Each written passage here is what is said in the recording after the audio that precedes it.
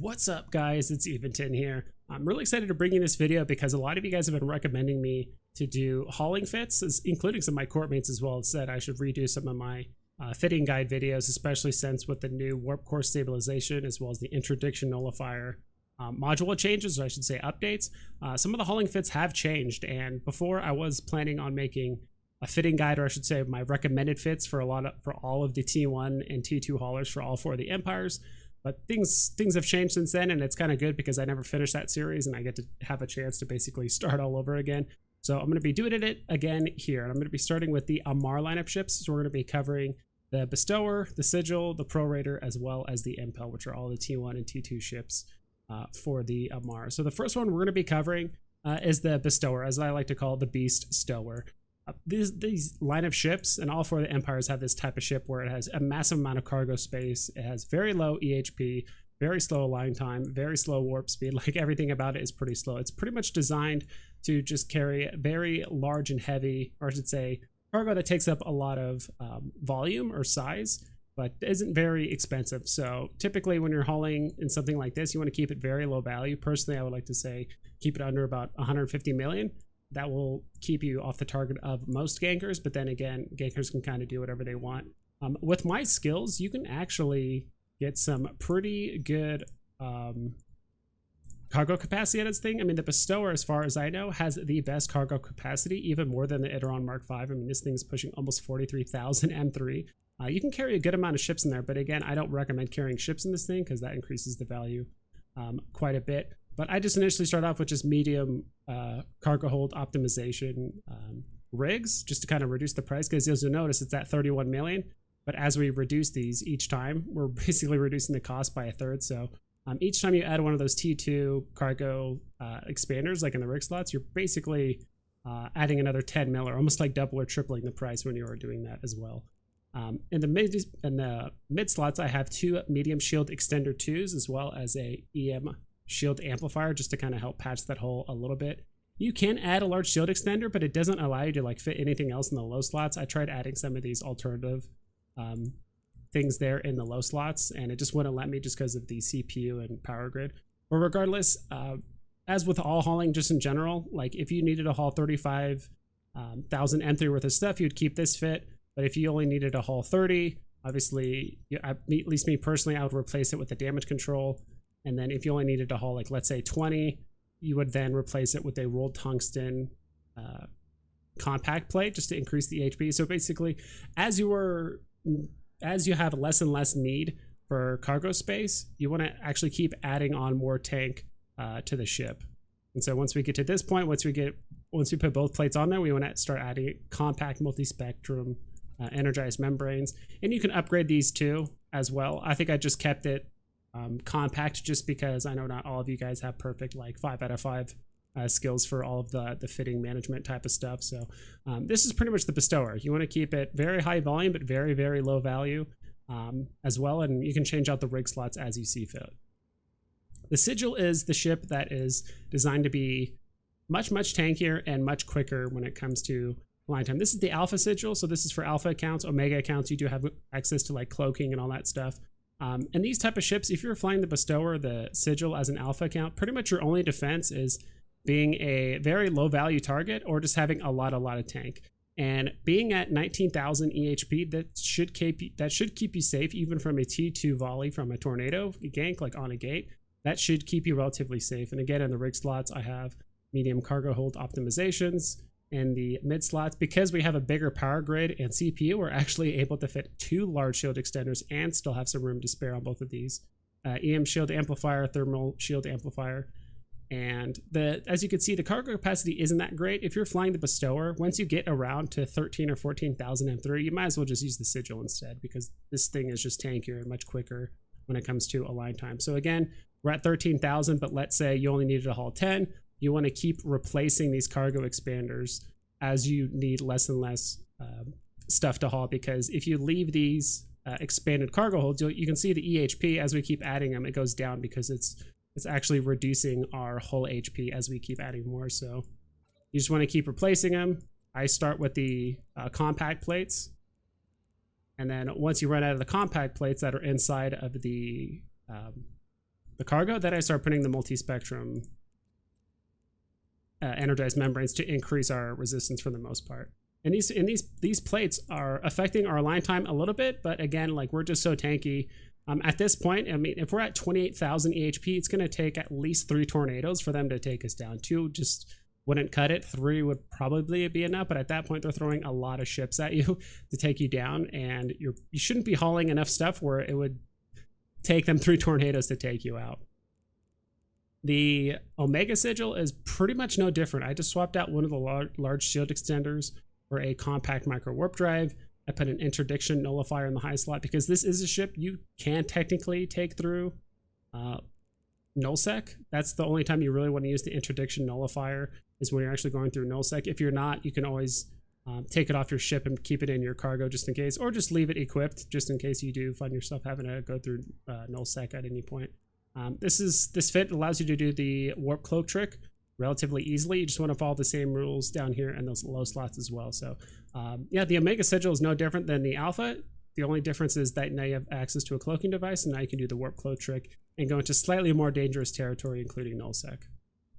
And one thing I did forget to mention, I personally like adding just the cargo hold optimization charges in the rig slots, because that's something you pretty much always need, is extra cargo space. So even if you removed all of these cargo expanders and you replaced them with all of these plates and energized membranes and all that stuff, we're actually overloaded here a bit, so maybe we don't want an extra plate in here. But regardless, looking at the BDO cargo hold optimization, we're getting pretty low. Then as we keep checking these off, like, once you start getting into like the 2500 like M3 region, at that point you're pretty much better off using a Synesis that's filled with cargo expanders, because those ships have sub 2 second align time and do have a pretty decent amount of EHP as well. So, you know, you kind of have to pick and choose the type of ships. You do have to use the right tool for the job, in this case the right ships for the job. So at least in my opinion, I always put cargo hold optimization, because the low slots are flexible, but the cargo, or I should say the rig slots, are always locked in. So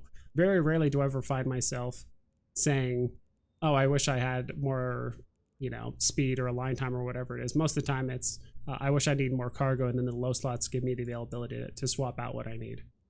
All right, now we're going to look at the Prorator, and I forgot to change the UI scaling earlier in the video, so I apologize for that. But now I've increased it, and I do not care to re-record all the stuff I just said a bit earlier. But I did change the Prorator fit into like 2 different fits. There's a high sec, low sec fit, and as well as a null sec fit. So there are some differences between these two. So if you are using your blockade runner mostly for high sec and low sec, you like the speed of it, and you like the fact that you can kind of cloak around and don't have to deal with the cloak trick and things like that.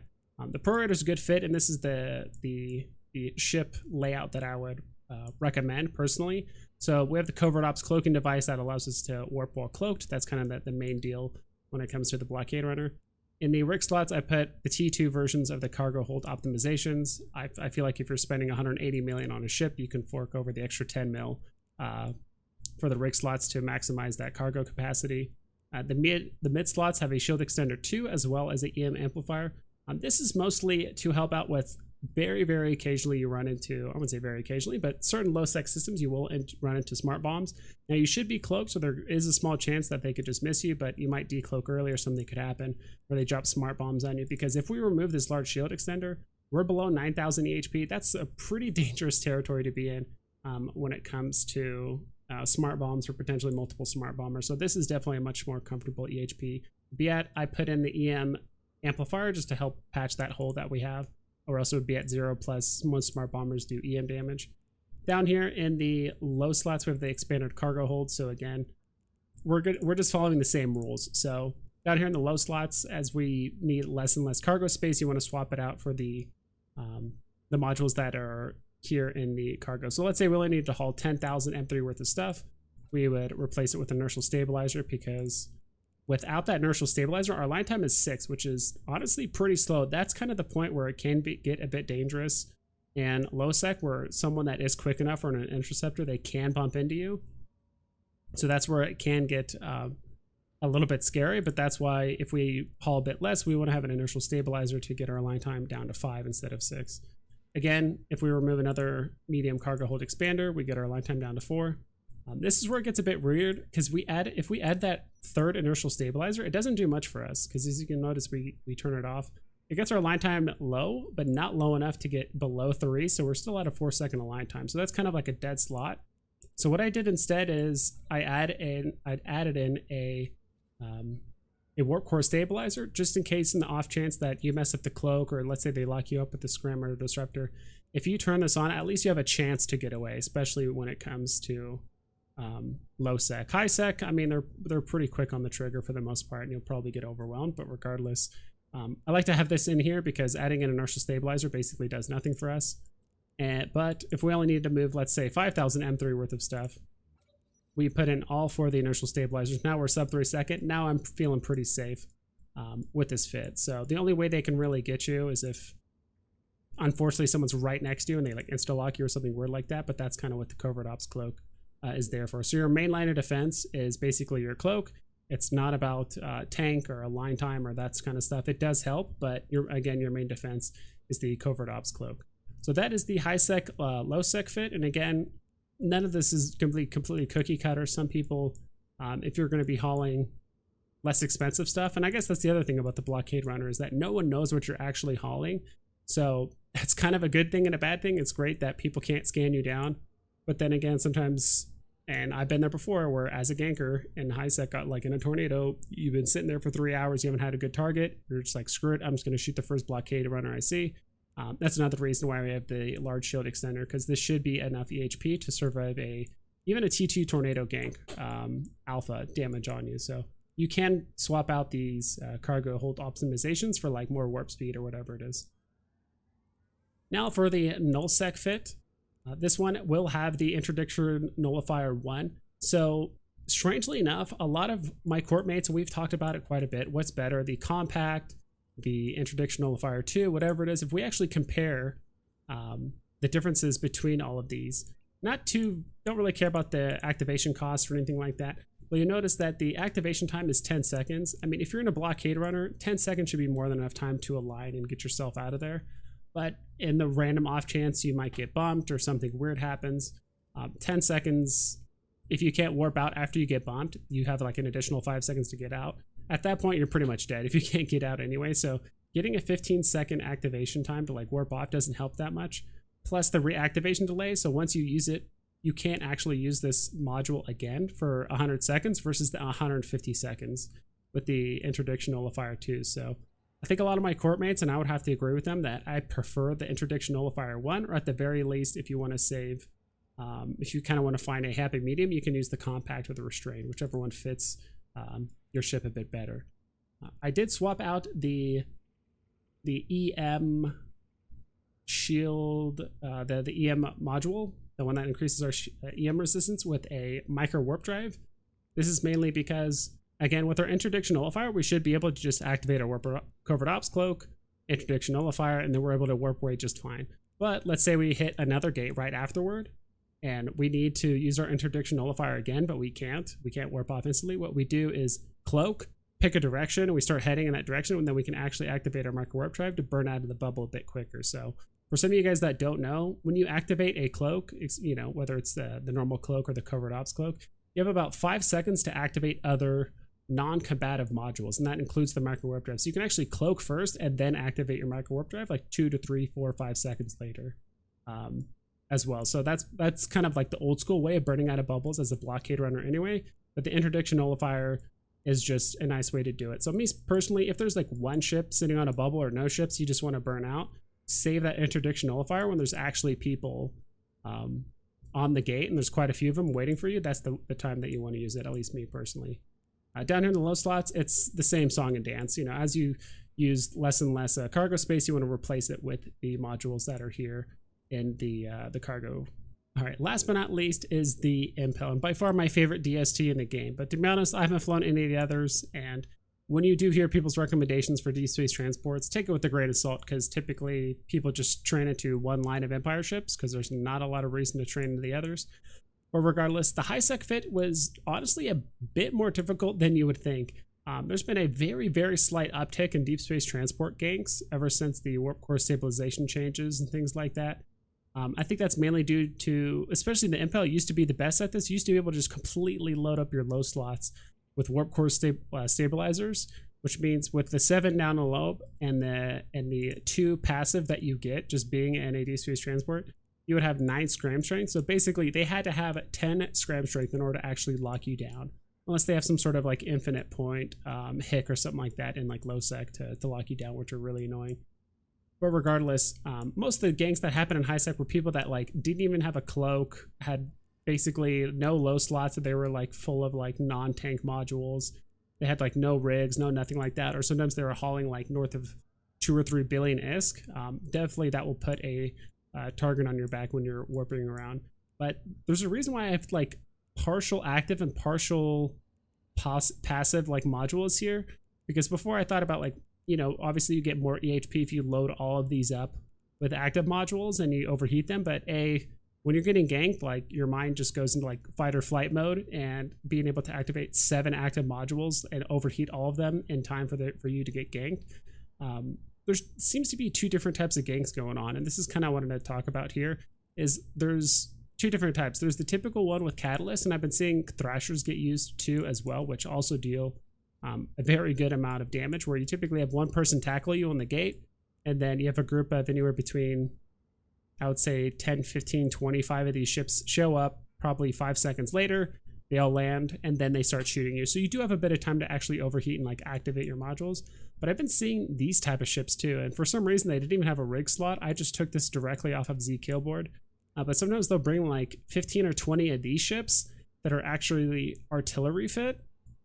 So I don't know if these guys are like already sitting on the gate, or maybe like they're already en route warping or something like that, where they actually just try to like blow you up before you can actually activate your modules. Because that's the only reason why I can think something that does so little damage is actually taking down some of these deep space transports, which maybe they just forget to activate their modules. But I think that's the whole point, is that they're doing a lot of alpha damage up front, and just hopefully that you lose a lot of your EHP before you activate those modules as well. So I think between the damage control and the plate and everything like that, it has enough passive resistances to hopefully save you for some of that like upfront alpha damage if that does happen. But it has enough resistances that if you overload these, we do actually have a pretty healthy amount of EHP. But again, the cloak trick is your number 1 line of defense.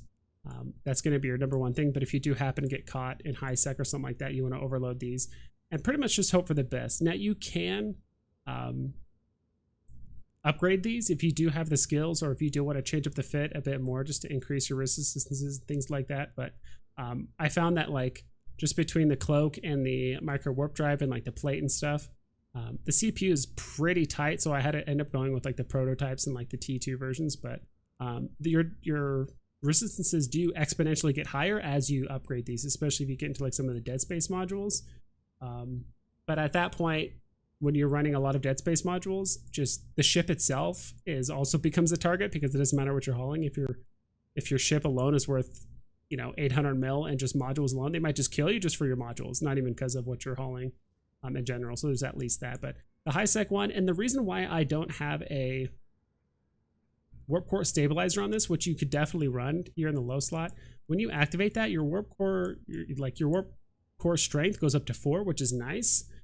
But at the same time, I think a lot of these ganks are happening. Like when people are ganking a deep space transport, they know they need to probably bring extra tackle like on the gate as soon as possible. So typically when you decloak, or if they catch you, there's probably going to be another ship there with a faction scram or an additional scram, whatever it may be, to at least lock you down in place. Because honestly, I can't think of any other reason why these people have died on these gates. I would love to see these ganks actually happen in person and just see if like the pilot was just like AFK autopiloting, or maybe they just weren't paying attention. Maybe they were lazily not cloak tricking, whatever it is. But yeah, you could definitely put in a warp core stabilizer, and then as you're doing a cloak trick, you could just activate it just in case you do get caught, whatever it is. But yeah, that was a long tangent of just doing different things. Now this fit is pretty interesting. So this is the null sec fit. I would say the low sec fit as well. So I know I got a lot of different modules going on here in the low slots, but the rigs, and same thing for the high sec one, were just Trimark armor pumps, which just increases your armor resistance. So on this one, when you jump through a gate in low sec or null sec, you're going to try and do a warp cloak trick. If there happens to be a bubble there, you're going to activate your interdiction nullifier too as well. I added the compact one because that one lasts for 12 seconds. And as long as you do the whole If you align, activate your cloak, turn on your micro warp drive, you can also activate your interdiction nullifier.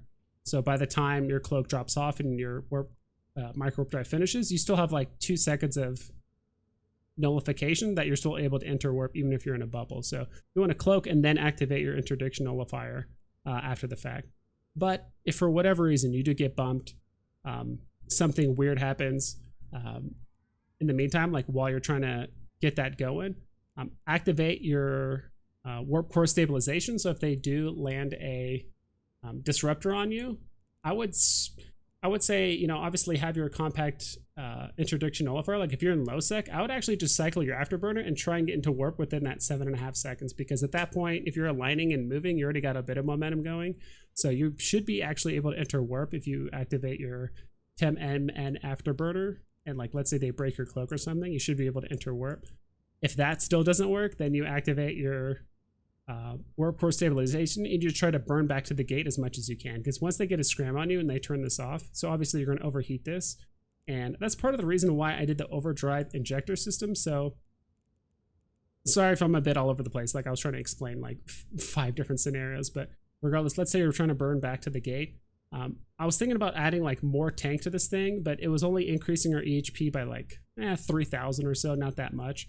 But when I added the injector overdrive system, if we turn this on, I mean, that's giving us basically what, an extra 120 meters a second, which could definitely make the difference. Or let's say they do land a scram on us. Now we're using our afterburner, so we're moving at 270.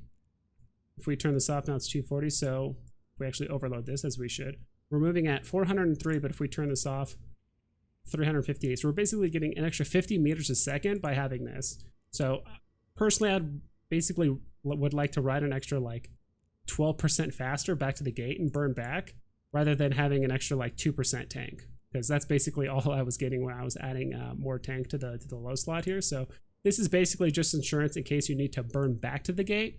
That extra 12.5 speed I think is worth it, rather than having a slight bit of extra tank.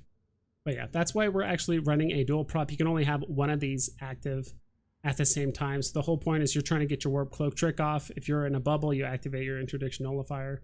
If you do get bumped in a bubble, your only option is to head back to the gate, because if you get bumped, the interdiction nullifier just simply doesn't last long enough for you to like enter warp again in the bubble, like in that 12-second time span.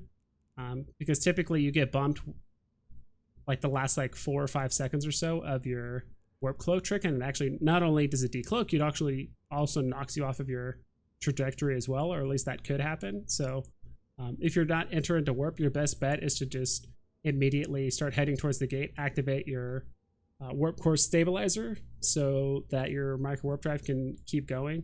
And again, worst case scenario, let's say you are scrammed, everything is happening, you activate your afterburner, overheat, and just head back to the gate, and honestly just hope for the best at that point. And again, it's all of this stuff is infinitely easier if you do have a scout. So that is the #1 counter for a lot of these ganks, is that if you do have some sort of like Cloaky Scout or a Synesis or something like that, that is your best bet to avoid a lot of these ganks.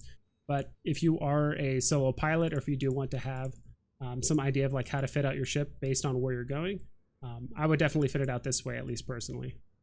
All right, and that's pretty much it, guys. I realize this video is probably a little bit longer than it needed to be, but when it comes to hauling fits and people potentially like rage quitting the game because of a ship loss, I would definitely say hauling ship losses are definitely up there at the top, because if you lose your ship and all the contents inside, you know, maybe like a large amount of collateral when you're doing a hauling contract.